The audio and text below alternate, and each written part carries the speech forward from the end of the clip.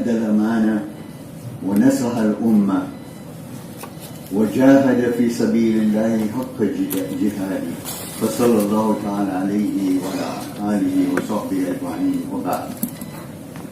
Distinguished guests seated on my right, each and every one of them, I recognize your presence today, as well as members of the audience. Without you being here, we would not be able to hold this conference. I am really humbled to have been invited to present the keynote address at this auspicious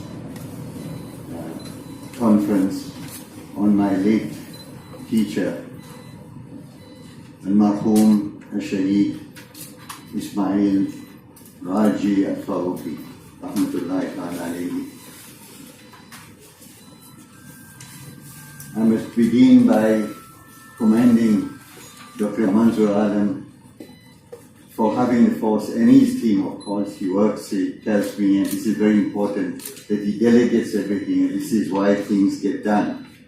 So the foresight for actually organizing this conference and to actually revive the legacy of Professor Ismail Faruqi.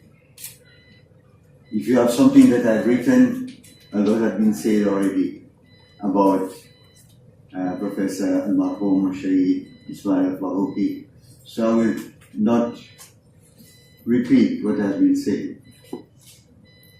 But what I want to highlight is that he studied in Palestine. He stayed under his father, who was a scholar, and he studied in a Christian school, his education, the primary, secondary education. And then he went on to the American University in Beirut, Lebanon. And what has not been said is that he failed in the first year. And in the undergraduate degree, when he was doing the BA, he failed the first year. And this made him reflect. And this is what happens in the Muslim world today, is that in our system of education, we rely a lot on memorization. We do not give our students the chance to question, and this is very important. I'm talking about whether it's a Darul Uloom or any other Islamic institution. So we do not have the privilege of being able to stand and question. We accept everything and we memorize whatever we are told. So the teacher has all the knowledge and the student has to imbibe from the teacher everything. So we have a sort of bank education. But he realized that this is not the way we should progress in the field of knowledge. And that is why we find that when he completed his studies at very tender age of 21, imagine at 21, think for yourself at the age of 21, what were you doing? And he was also given a very important post, as was mentioned, as a sort of administrator at the age of 21, in the British Mandate of Jerusalem. And 3 years after, when he was 24, they promoted him and made him a governor of Galilee. And then 3 years after, when the declaration of, when they created Israel, then he, along with a whole lot of Palestinians, had to flee to Lebanon. Then when he was there in Lebanon, he didn't stay for long. He was lucky. Some people, Allah choose for them what is best. Sometimes we cannot do anything except what Allah decrees. And Allah had planned for him what he's supposed to do. So he went to America. So when he was in America, although we heard that he studied at different universities, but he also had financial problems. And what did he do? Then he started translating books in Arabic into English. And he also tried his hand at in the constructing business, in the construction business. So he did all that. And his major, in postgraduate studies, he actually went into the discipline of philosophy. And then he came to realize that he has to go to the Muslim world, back to the Muslim world, and learn Islamic studies in the intellectual history of Islam. And this is how it is said that he went to Syria first, and then to Egypt at Al-Azhar University, and he studied under various scholars. And he came back to America and so on. But his life actually changed when he got a permanent, we call that tenureship, at Temple University in Philadelphia. This is when his whole direction changed. And then he used to say to someone, he said that, I was an Arab Palestinian, but now I'm Muslim, and a Palestinian of Arab origin. So he realized that we should all be Muslims first. And this change came about when he came into contact with the MSA, the Muslim Student Association, and he saw there, these are the people, the young minds that he wanted to mold them to be able to be of service to Islam and Islamic scholarship. And this is what he did at Temple University. So now we know that his emphasis or his greatest contribution was in the field of Islamization and knowledge. So I will not talk about that because over today and tomorrow you will hear about all this. What I want to share with you is his relationship with his students, and you may not be able to read about that.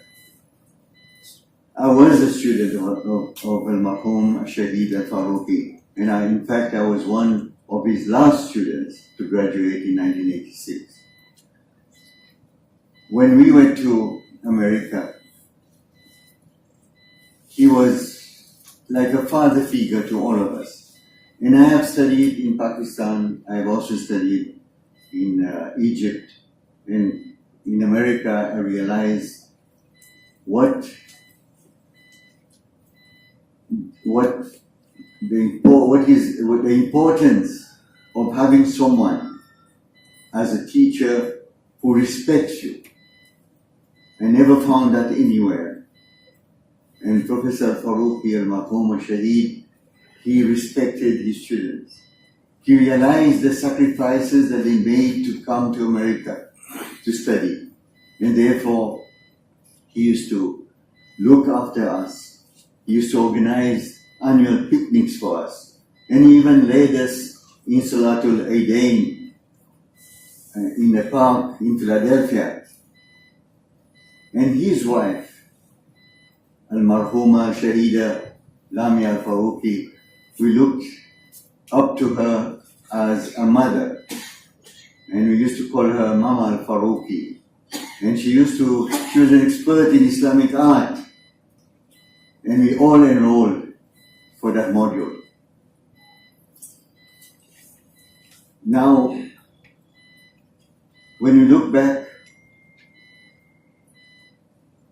in the years that we were with him, then we realize that he provided us with a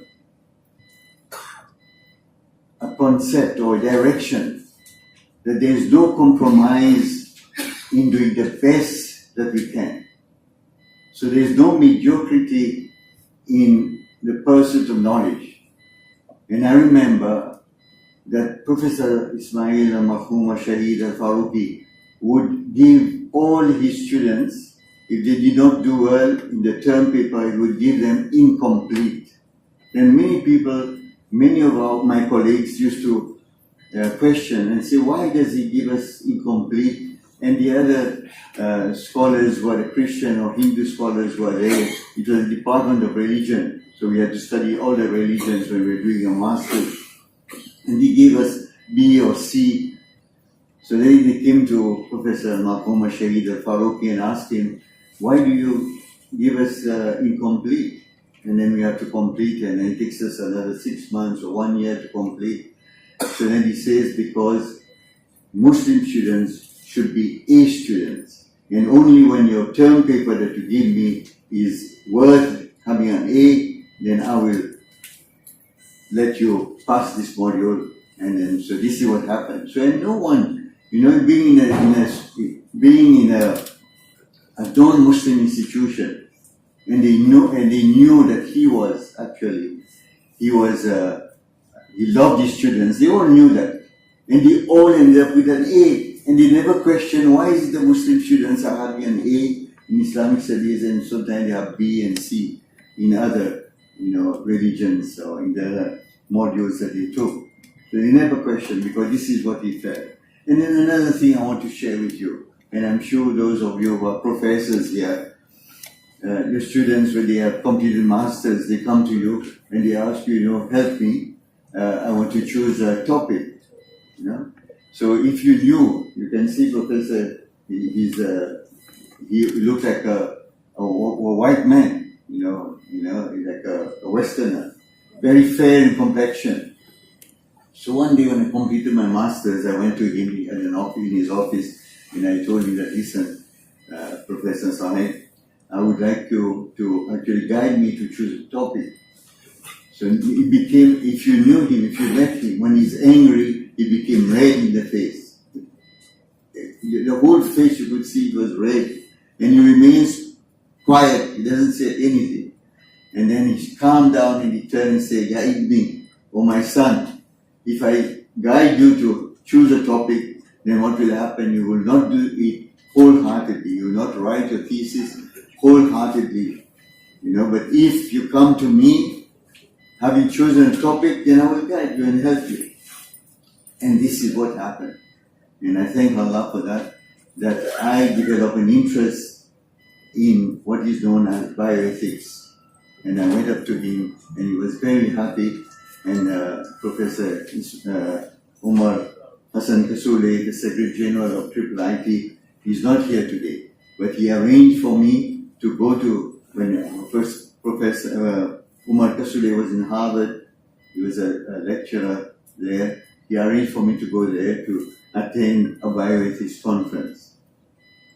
So this, from the time I completed my studies under him, and until today, I've always been writing, and it is my passion to write in the field of bioethics. And I thank Professor Mahoma Shahid Al-Faruqi for that. And then what saddens me is that when I left Philadelphia, I defended my thesis in February 1986. And I returned to South Africa, because I was employed. I'm actually from the island of Seychelles, a very small island in the Indian Ocean. They are only, until today, the population is only 98,000 individuals on that island for all these years. Right? But anyway, I got employment in Durban, South Africa, so this is where I'm based. So then in May, I got a phone call from my colleague. He said that both Professor Ismail Al-Faruqi and his wife had been murdered. And here it's mentioned that it was on 18 Ramadan, but as far as I can recollect, it might have been one day, it was the 17th Ramadan in that year, 1986. So what happened is that when Mama Al-Faruqi, when he decided to prepare the suhoor, then there was we don't know, and I'm talking about that, we didn't know who did it, who murdered them. So there was someone in the kitchen, and that person stabbed. She was a very frail lady, very frail. Mama Al-Faruqi was very frail. She was a revert to Islam. Stabbed her 14 times. And Professor Al-Faruqi and Mahoma Sharif must have heard something in the kitchen, so he came down slowly. And when he came down, then if you know him, he was a very strong person. And he put a fight with a person, whoever was there. But the other person who, confronted him was also a very heavily built person, and he stabbed him 16 times and he succumbed to his death. Of course, the other daughter who came for confinement, she was in the house. She also heard something, so she came down. She was pregnant, she was going to deliver. She came from confinement, and then he came and stabbed her also on the steps. And there was the youngest daughter, and the child or children of the daughter was there. So they hid in the closet. So he thought that he had killed everyone in the family, and he went away. And they say within seconds, when they phoned 911, the police was there. They came, but it was too late. Most of them had lost their lives, And nothing was known. What happened to them? Who murdered them, and so on. Nothing came to know. There was a hotline on the TV. A hotline was put there that if you have any information, and of course I didn't write about that. But I'm telling you what was related to me was that a lady phoned on that hotline number and said, if you're looking for the murderer of Al-Faruqis, then he is in the prison. And they named the prison in Philadelphia. And they went there and then confessed. And who was that woman? That woman was the wife of the Afro-American brother, a very dear friend of us, and I must admit that his name was Yusuf Ali. He was very dear to us because he had a car. He had a car, and if he wanted to go to New York, then we would fill his car and he would take us to New York. Then whenever we met with Professor Marhuma Shahid Al-Faruqi, now you see, as a teacher, we have this halqa, our halakat about Islam. We have this and we study the Quran and so on. But then he called this halaqah of his al-usra, the family. This is what Professor Faruqi called it. So we used to come together, and Yusuf Ali also used to come there. He was present with us, so he was very close to us. And during the Ramadan, he used to come with his car and put us everywhere we were staying. He would take us for the Salatul Tarawih and then bring us back. So now, why you can read about him, why he did it. Why he killed, of course, when they got him confessed that he did that, and so on. But the trial was to go on and so on. And it is said that the real reason why they were killed, we will never know. We will never know why. Some people say that Yusuf Ali eventually died of natural causes in a hospital, but there's another story about that he was murdered in prison. And there's this violence among the inmates in prisons in America, and this is what happened. So he died, and we could never ever know the truth of why was he killed. We can only pray that Allah subhanahu wa ta'ala have mercy on both Professor Al-Faruqi and Mama Al-Faruqi, and I'm sure they have a better place in the Akhirah. But what has happened with the death of Professor Al-Marhum Shahid Al-Faruqi, we have become poorer intellectually and poorer in wisdom. But yet, each and every one of us can actually assist in reviving the legacy of Professor Al-Marhum Shahid Al-Faruqi by researching, by continuing to research and to write textbooks in the field of integration of knowledge. And this is what is needed, and I'm sure this conference, and I'm sure there's a session on writing textbooks and so on. Young scholars should be encouraged to actually write in the field of integration of knowledge. And may I also mention something, is that he was responsible in the establishment of the International Islamic University in Malaysia, and also he assisted, as I was mentioned earlier on, in the Islamic University in Islamabad.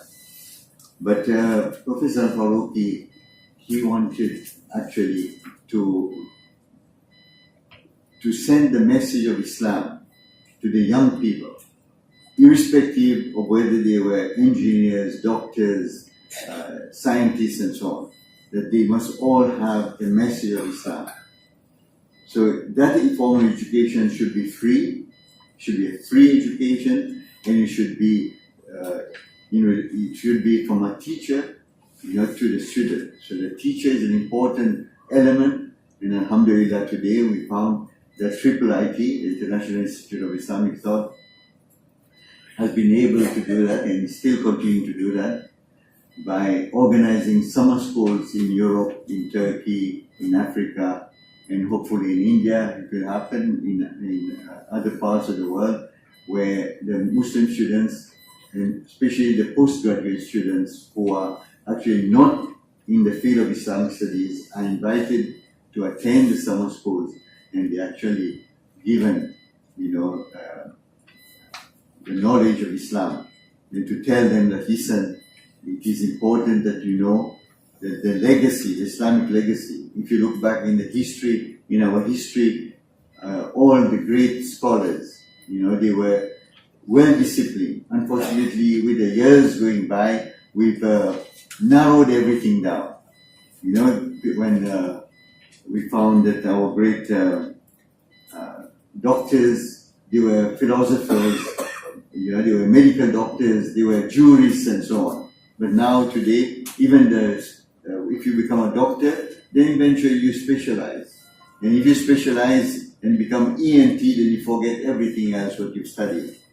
So Professor Farooqi wanted to revive the legacy of Islam in the young people, to make them realize that this is our legacy, and also to be well acquainted with our cultural identity as Muslims. So if we look at the world, then there should be no geographical barriers. We are all Muslims, and this was important to him.